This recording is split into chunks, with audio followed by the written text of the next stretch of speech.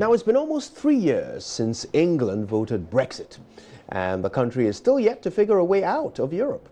Last night, Prime Minister Theresa May suffered a historical and humiliating defeat when her Brexit deal was rejected by 230 votes. Now her government faces a vote of no confidence. My colleague Mamabio Usu-Abuaje has been engaging Thomas Sparrow. He's a political correspondent with our partners DW in Germany. Here's what she learned. Thomas Sparrow is joining us. Thomas, Germany and indeed Europe have been watching the space with keen interest. So let's start with reactions with what is the latest development back in the UK with Britain's parliament shooting down the deal reached with Europe with regards to the European Union. What has been the reactions?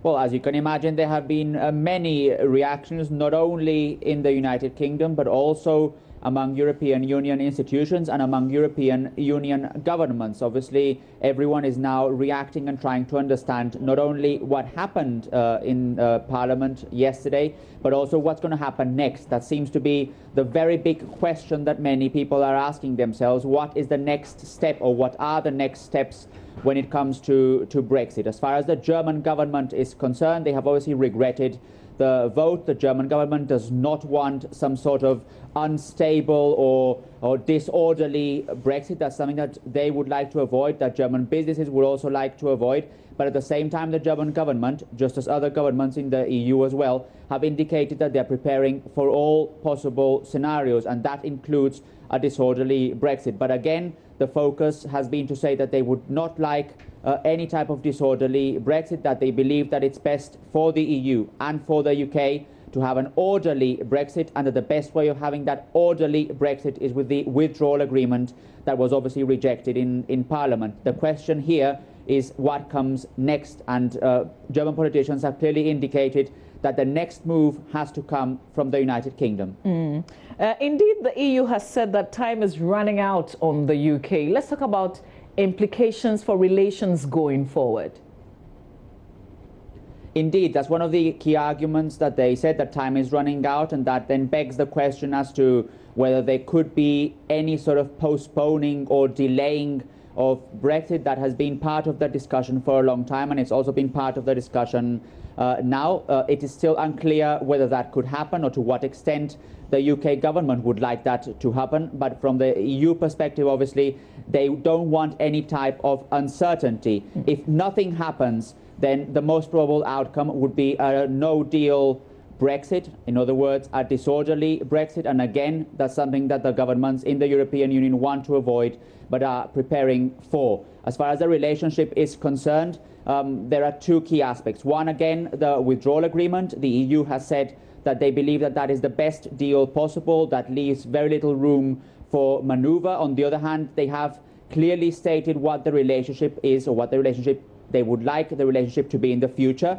And they have clearly said that they want to have as close as a relation as possible to the United Kingdom. And I think that particular aspect still remains. The EU would like to have a very strong relationship with the United Kingdom, even after Brexit. And although now, obviously, everyone is concentrated on what the next steps will be in order to avoid that no-deal scenario, which is a scenario that no one really wants, but at the same time, everyone seems to be now preparing for. Theresa May faces a vote of no confidence.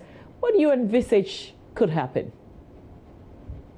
Well, it's obviously unclear what could happen. From what we've heard, it is possible that she will get that vote of confidence, that she will be able to move forward from there. From a European perspective, something that that politicians have been stressing is that they obviously want a stable UK government to negotiate with. If there is any room for renegotiation or any room for maneuver, then for the UK and for the EU, it is important to have a stable relationship as much as it can be, and that's why politicians here in Germany and in the EU have been stressing that they would like the UK to have a stable government, a government with which obviously they can negotiate if there is any room for maneuver. Thomas, what are the possibilities right now as far as Brexit is concerned? Well, again, if nothing happens, then the most probable outcome, the default outcome, if you will, is that no deal Brexit. Everything is in place for the UK to leave the EU at the end of March. But that again is something that leaders do not necessarily want. Then there has been talk about a possible renegotiation, but the question here is to what extent the EU would be willing for renegotiation. What we've heard from them is that they do not think there's much room for manoeuvre, that the best deal for an orderly Brexit is the withdrawal agreement that has already been agreed on. Then there's obviously the possibility of extending Article 50.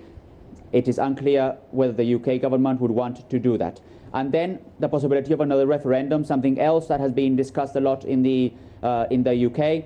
But there are big questions about another referendum, because many in the UK, and I've spent a lot of time in the UK, believe that another referendum would be bad for democracy, because it would go against a democratic decision a few years ago, namely the decision to leave the European Union. So those seem to be the options that are being discussed. But if nothing happens, the default option, the default exit, would be a very disorderly one that leaders, at least here in Germany and in the European Union, want to avoid at all costs. So who stands to lose the most? Otherwise, who is the biggest loser should the UK leave without a deal?